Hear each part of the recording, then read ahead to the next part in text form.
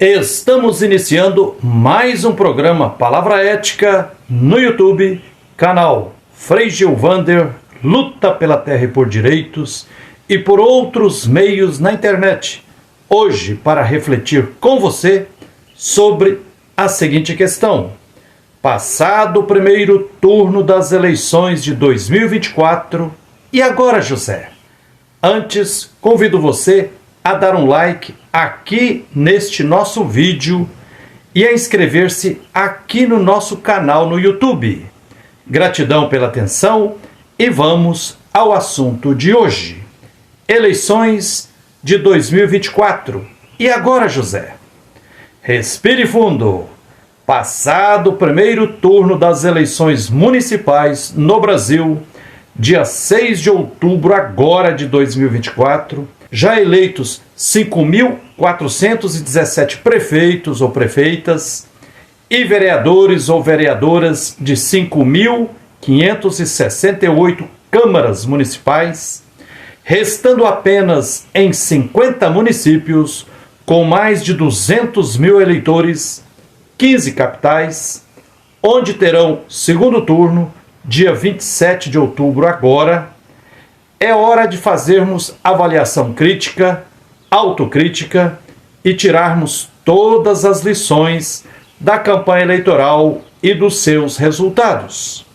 Alegramo-nos com as vitórias de lideranças populares eleitas em partidos de esquerda, mas que serão minoria nas câmaras municipais ou minoria entre os prefeitos e prefeitas. No geral, o centrão, a direita e a extrema-direita venceram as eleições de 2024, pois controlarão mais de 80% das prefeituras e das câmaras municipais dos municípios brasileiros. Esta base de poder será a referência para a disputa de 2026 e pode alavancar a retomada do Executivo Federal em 2026 e, desde já, pressionar mais ainda o presidente Lula para mais concessões, além do muito já concedido em governo de conciliação de classes, o que aniquila a efetivação de políticas de transformação estrutural, pois o centrão só tolera políticas compensatórias. A esquerda saiu vitoriosa em menos de 20% dos municípios brasileiros, sem vitória nas capitais, pelo menos até agora, e conquistando cidades do interior. Sabemos que o poder local nem sempre está de acordo com as orientações partidárias. As honrosas vitórias da esquerda não podem ocultar a realidade ampla e profunda do coronelismo político que segue se reproduzindo a todo vapor. O sol não pode ser tapado com a peneira. Atualmente no Brasil, há dois tipos de esquerda: a institucional neoliberal, os moderados, que fica voltada para as eleições como centro de sua prática política. E existe também a esquerda social, a que participa do processo eleitoral como um espaço de fazer a discussão com o povo e divulgar as propostas políticas socialistas. Esta esquerda social não abandona as lutas sociais, greves, ocupações, solidariedade internacional, lutas socioambientais e lutas por direito à terra, à moradia, entre outros direitos constitucionais. A cada 2 anos, um semestre está sendo dedicado à campanha para eleições, seja municipal ou para governadores, Assembleia Legislativa, Congresso Nacional e Executivo Federal. Ou seja, em 25% do tempo, as atenções e as preocupações da maior parte das lideranças se voltam para as eleições. Para cada liderança de esquerda neoliberal eleita, mais de 20 lideranças de lutas populares passam a integrar a assessoria do mandato. Isto causa um desfalque grande no meio da militância nas lutas por direitos, sob a orientação de esquerda da maioria dos mandatos é de reproduzir a conciliação de classes, e a linha da pequena burguesia, sempre com medo de perder o pouco que tem, acabam inibindo muitas lutas sociais. No entanto, se os mandatos tidos como esquerda fossem efetivamente em maioria de esquerda, isso serviria para impulsionar as lutas, pois toda a liderança da assessoria teria um pé na institucionalidade e outro pé cravado no meio do povo, animando e fomentando lutas concretas por direitos. Somente eleitos da esquerda social poderão implementar isso. O atual sistema eleitoral está organizado em uma lógica e estrutura que privilegiam a reeleição de quem está no cargo, seja de prefeito, vereador ou governador, presidente e deputados ou senadores. Os parlamentares passaram a ter o direito de distribuir muito dinheiro público por meio de emendas parlamentares, do absurdo orçamento secreto, ou seja, administram parte do orçamento que deveria ser exclusividade do Poder Executivo. As emendas parlamentares e o grande fundo eleitoral, que vão principalmente para os maiores partidos, os que reproduzem o status quo capitalista e opressor, atualizam o clientelismo político em currais eleitorais contemporâneos. Os novos candidatos enfrentam uma disputa em grande desigualdade de condições. A história do Brasil mostra que, via de regra, quem vence as eleições é quem tem o maior poder econômico ou midiático, pois, ao investir muitos recursos nas eleições, acabam por comprar votos de muitas formas. A grande distorção dos recursos para os partidos e também internamente nos partidos, brutal desigualdade. As melhores lideranças populares são, salvo exceções, os mais pobres e sem recursos econômicos.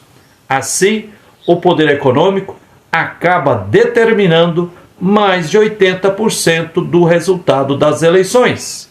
Inclusive, medidas que na aparência limitaram o poder do capital, como financiamento público de campanha, se tornou um fundo bilionário com distribuição capitaneada pelo Centrão de 2 em 2 anos via Congresso Nacional e que impõe ainda maiores dificuldades à esquerda e, em especial, aos partidos que não contam com representação no Congresso Nacional. Partidos revolucionários com programa popular não têm direito ao horário eleitoral gratuito da TV e rádio, não têm acesso ao fundo partidário e têm apenas uma ínfima migalha do fundo eleitoral. Ao invés de diminuir o número de partidos fisiológicos, está aumentando a força do centrão e da extrema-direita. Um exemplo, o PL, Partido Liberal, partido golpista de orientação fascista, contou com quase 900 milhões de reais apenas de fundo eleitoral. De outro lado, a UP, a Unidade Popular pelo Socialismo, partido mais novo do Brasil, que tem um programa e prática efetivamente de esquerda, contou com apenas 0,06% do fundo para ser usado nas eleições em todo o Brasil. Desta forma, a disputa, que já era desigual, se tornou uma enorme injustiça que quebra com os princípios constitucionais de isonomia e de liberdade de organização partidária.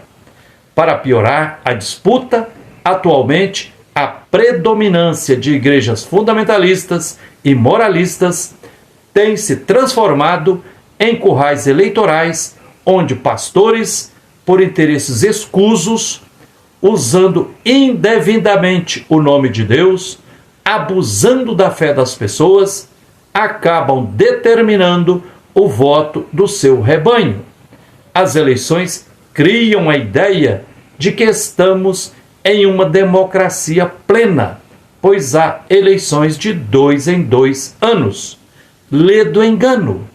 A história demonstra que é mais fácil ganhar na loteria do que conseguir eleger uma maioria de candidatos éticos, justos e comprometidos com as reivindicações populares, o que viabilizaria fazer transformações reais na política brasileira. Mas o sistema é organizado para se criar a ilusão de que, na próxima eleição, mudaremos e será melhor. Porém, na realidade, parodiando a música Espinheira de Duduque Dalvan, podemos dizer: entre eleição e sai eleição, e a vida do povo só vai piorando. E as mudanças estruturais para se superar o capitalismo com a brutal desigualdade social que ele fomenta vão sendo adiadas ad infinito. As eleições criam a falsa ideia de que o poder político estaria separado do poder econômico. Falsa, porque o poder econômico domina a produção, a vida social e as eleições. É necessário ampliar a democracia para além das eleições, como previsto na Constituição Federal, realizando plebiscitos populares sobre questões que dizem respeito à vida do povo brasileiro, como reestatização da mineradora Vale S.A., controle das multinacionais no nosso país, sobre onde e como se deve minerar, sobre medidas que garantam um ambiente saudável e sustentável e vários outros assuntos. Da forma como se estruturam os poderes políticos no país, a força e a vontade popular são, na maior parte, facilmente conduzidas e induzidas por marketing, por inteligência artificial, por fake news, havendo uma poderosa indústria midiática que direciona o voto popular com estratégias cada vez mais sedutoras.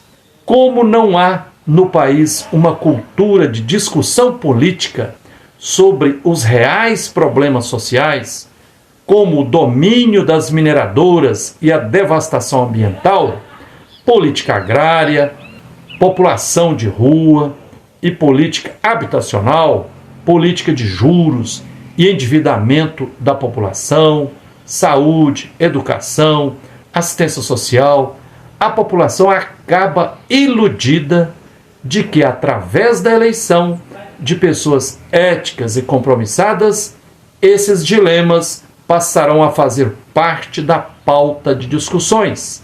É ilusória a crença segundo a qual será via eleições que conquistaremos a superação do capitalismo, esta brutal máquina de moer vidas. Com esta crença, se foca na luta institucional, o que gera dependência no eleitorado, que joga nas eleições a solução dos problemas gerados pela lógica do capitalismo. E o eleitor ou a eleitora cruza os braços após as eleições, esperando que as pessoas eleitas possam representá-las. Lê do engano. Outra questão que contamina as eleições é o analfabetismo político, ou melhor, a falta de educação política do povo. O altíssimo índice de abstenção, votos em branco ou nulo apontam várias coisas. A alienação dos eleitores e eleitoras que não se sentem corresponsáveis na definição dos destinos da vida em sociedade e o repúdio ao atual tipo de política partidária existente no nosso país. Para que as eleições não sejam de forma predominante um jogo de cartas marcadas, para termos eleições idôneas e éticas, é necessário uma democrática e popular reforma política com regras justas e igualdade de poder econômico entre os candidatos e a realização de um intenso processo de educação política e de superação do analfabetismo político. Sem isso, as eleições, de fato, se configuram como uma grande ilusão que emperra as lutas populares e, pior, constitui-se em uma capa de legitimidade da democracia formal, representativa e burguesa. Para que seja diferente, o centro das nossas ações deve ser as lutas populares e a participação nas eleições somente deve ser aceita se ajudar a fortalecê-las e impulsioná-las. A participação da verdadeira esquerda nas eleições deve ser pautada, portanto, pelo crescimento de impulsionamento das lutas por direitos, na propaganda permanente que outro mundo é possível e que este mundo é o socialismo, e isto tudo deve desembocar no crescimento do partido, das lideranças, dos militantes e na sua formação política. Caso contrário, significará enxugar gelo e fortalecer a influência da burguesia sobre a classe trabalhadora e o povo. A história do Brasil demonstra que todos os direitos conquistados pelo povo não foram a partir de eleições e, consequentemente, pela institucionalidade da democracia formal, burguesa e representativa. Mas todos os direitos foram conquistados com muita luta, suor e sangue, por meio de lutas coletivas concretas, cada vez mais massivas. Tanto é que construímos nas lutas populares o lema: só com lutas concretas e coletivas se conquistam direitos. Direito não se pede de joelho, mas se exige de pé, de cabeça erguida e nas lutas populares. Uma liderança popular convivendo no meio do povo, organizando e animando lutas coletivas por direitos, tem muito mais poder que um parlamentar, que, sendo minoria, sempre perde nas votações no poder legislativo. Frei Beto aponta o caminho. Se requer um intenso e sistemático trabalho de educação política, já que toda a população sofre uma deseducação política profunda, capilar, seja pela cultura que se respira, seja pela família, escola, religião e, sobretudo, redes digitais. Enfim, em um olhar crítico sobre os resultados do primeiro turno das eleições, agora de 2024, mostramos a fragilidade da democracia em uma disputa desigual que fere a democracia. As mazelas da democracia burguesa vieram à tona, não só no Brasil, mas, salvo exceções, em todos os países tidos como democráticos, nos quais o compromisso das eleições é garantir a reprodução do sistema capitalista com verniz de democracia. Quando se tem alguma ameaça ao sistema, as eleições são uma forma de superá-las, trazendo de novo a ilusão para o povo de que vai resolver as injustiças históricas. O exemplo do Chile, do presidente socialista Salvador Allende, em 11 de setembro de 1973, resolve-se com o assassinato do presidente que pretendia fazer mudanças estruturais. Ou no Brasil, em 2016, derruba-se a presidente Dilma Rousseff com um golpe parlamentar sem fundamentação jurídica para impor a destruição das políticas sociais vigentes. E agora, José, após a eleição, é hora de voltar às bases, conviver no meio do povo, cativar o povo com compromisso de vida doada às causas dos injustiçados e em todos os cantos e recantos gestar organização do povo para as lutas populares, necessárias e urgentes por direitos, que é o que mais educa politicamente o povo. É isso aí. Gratidão pela atenção, que a luz e a força divina nos inspire sempre na luta por direitos e por tudo o que é justo. Abraço terno de Frei Gilvander Moreira e até o próximo Palavra Ética. Traga a bandeira de luta, deixa a bandeira cantar. Essa é a nossa conduta, vamos se unir pra mudar. Bate fundo na bandeira, bate fundo da mudança chegou. É na roça, na cidade, na sociedade do trabalhador.